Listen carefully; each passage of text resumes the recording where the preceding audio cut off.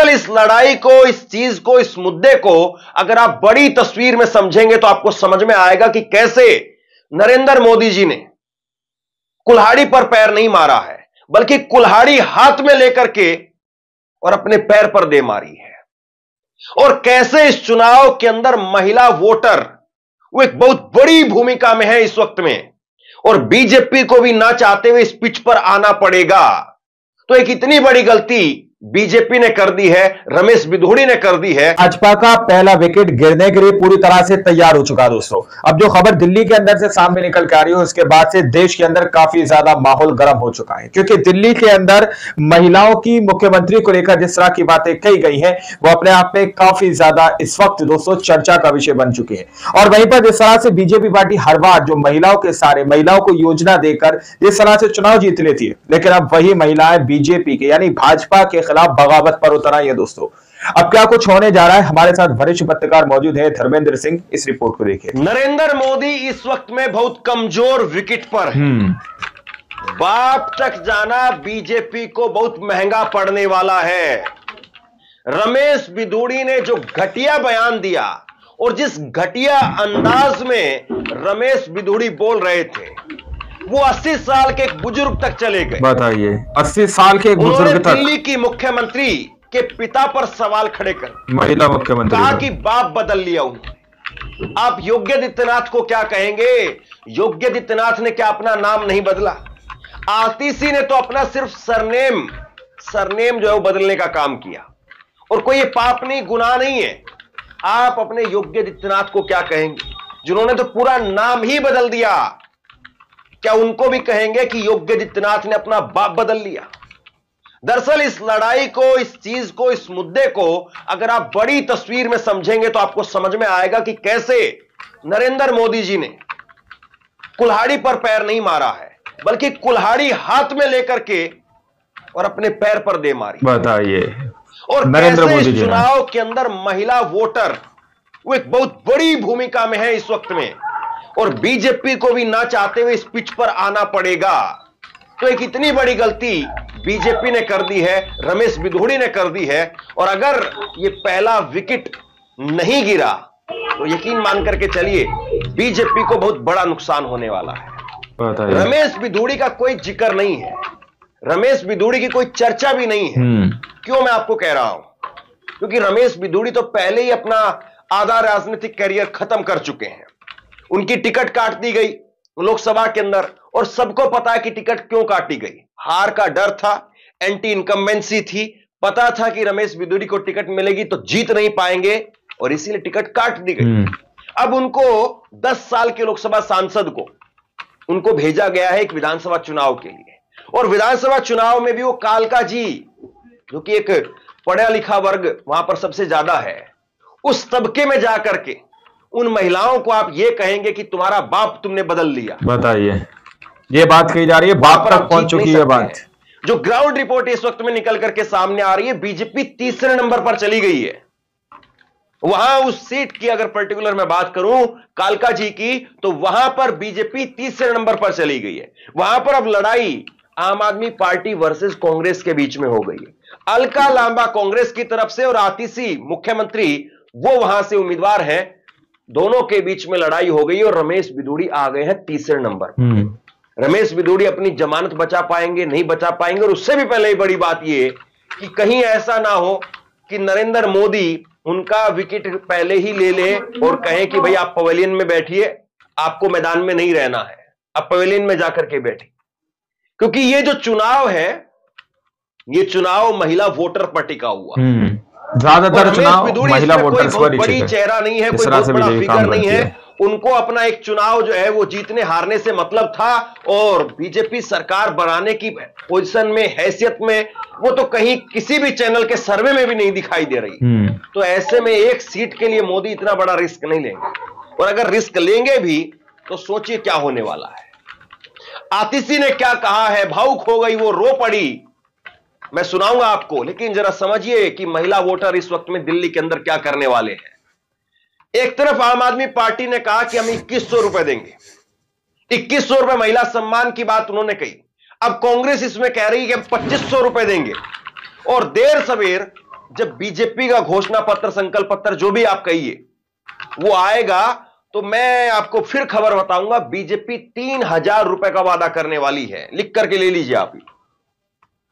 तो आप इस बात को भली भांति समझ लीजिए कि दिल्ली का पूरा चुनाव वो महिलाओं के इर्द गिर्द घूमने वाला है। महिलाओं को और वैसे भी तो लुभाने महिला की कोशिश की आबादी जाएगी। है। और दिल्ली का चुनाव जब महिलाओं के इर्द गिर्द घूमेगा तो सोचिए, बीजेपी दूसरे नंबर से तीसरे नंबर पर और तीसरे नंबर से और कहां पर पहुंच जाएगी, और नरेंद्र मोदी को कितना बड़ा इसका खामियाजा उठाना पड़ेगा। एक बार जरा सुनिए आतिशी मार्लिना उनको सिंह सरनेम लगाने की वजह से कैसे जो है वो रमेश बिधूड़ी किस घटिया अंदाज में, उनके जो शब्द हैं वो कानों में चुभते हैं। बताइए, उनकी जो इस तरह की बात कही जा रही है, शब्दों में साफ साफ तौर पर सुनाई और दिखाई दे रही है। और यही सबसे बड़ी बात है कि आपके मन में रत्ती भर भी एक महिला को लेकर के कोई संवेदना नहीं है कि आप किसी के बारे में बोल रहे हैं तो कैसे बोल रहे हैं, कैसे बोल रहे हैं और क्या बोल रहे हैं। नरेंद्र मोदी आने वाले थे, जिस मंच पर रमेश बिधूड़ी ने भाषण दिया उसी मंच पर नरेंद्र मोदी आने वाले थे। और उसी मंच पर पहले इन्होंने प्रियंका गांधी को लेकर के बोला, लेकिन उस पर खेद भी प्रकट कर लिया, लेकिन उसके बाद में फिर आतिशी के बारे में बोला और उस पर अभी तक खेद भी प्रकट नहीं किया। बताइए, एक बार सुनिए किस घटिया अंदाज में ये अपनी बात को वहां पर रख रहे थे। अरे ये मार्लिना, ये तो सिंह बन गई भैया, चेहरा ही नाम बदल दिया। केजरीवाल ने बच्चों की कसम खाई थी, भ्रष्टाचारी कांग्रेस के साथ नहीं जाऊंगा। मार्लिना ने बाप बदल दिया, पहले मार्लिना थी अब सिंह हो गई। ये इनका चरित्र है। रमेश बिधूड़ी, ऐसा लगता है कि सम्मान, गरिमा, ये शब्द तो उनको दूर दूर से छूते भी नहीं। हमने सबने देखा है कि कैसे उन्होंने संसद के अंदर मुसलमानों के प्रति, अपने एक साथी मुस्लिम सांसद के प्रति किस प्रकार के घटिया प्रदर्शन का, वहां पर किस प्रकार से घटिया जो शब्द हैं उनका प्रदर्शन वहां पर किया था। लेकिन अब दिल्ली की मुख्यमंत्री के लिए, एक महिला के लिए इतनी घटिया सोच है आपकी, राजनीति को इतना नीचे लेकर के चले गए आप। और बहुत सारे लोग कह रहे हैं कि रमेश बिधूड़ी का मामला नहीं है, ये दरअसल पूरा का पूरा बीजेपी का चाल चरित्र चेहरा है, जिसमें नरेंद्र मोदी नजर आते हैं जो मुजरे की बात करते हैं, जिसमें वो बेटी उठा ले जाएंगे ये बात करते हैं। अटल बिहारी वाजपेयी के भी बहुत सारे लोग उदाहरण दे रहे हैं कि अटल बिहारी वाजपेयी ने भी बहुत कुछ कहा था महिलाओं को लेकर के। वो अपने आप में बीजेपी के बेहद सम्मानित वक्ता रहे हैं। लेकिन चलिए, मैं उनके बारे में आज कुछ भी नहीं कहूंगा क्योंकि वो इस दुनिया में नहीं है। लेकिन बीजेपी के लोग भली भांति जो है वो जानते हैं कि कैसे महिलाओं के साथ में किस प्रकार के शब्दों का प्रयोग उन्होंने किया है और उनका कितना खामियाजा उठाना पड़ा है। लेकिन दिल्ली में एक महिला मुख्यमंत्री को ऐसे जलील करना बीजेपी को कितना भारी पड़ने वाला है। आतिशी के ये आंसू, और आतिशी या आम आदमी पार्टी जिस तरीके से इस मुद्दे पर डट करके जो है वो खड़ी हो गई है, बीजेपी को महंगा जरूर पड़ेगा। महंगा नहीं, बहुत महंगा पड़ सकता है। सुनिए आतिशी सिंह को। मैं रमेश बिधूड़ी जी को कहना चाहूंगी, मेरे पिताजी जिंदगी भर शिक्षक रहे। उन्होंने दिल्ली के हजारों गरीब लोअर मिडिल क्लास परिवार से आने वाले बच्चों को पढ़ाया। आज वो 80 साल के हो गए हैं।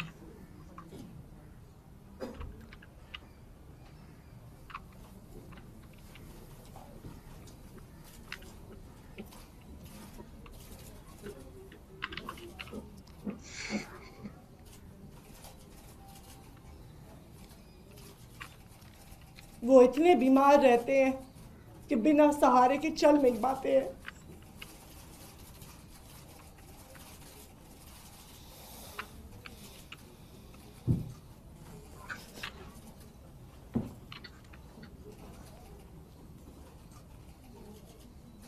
आप चुनाव के लिए इतनी घटिया हरकत करेंगे?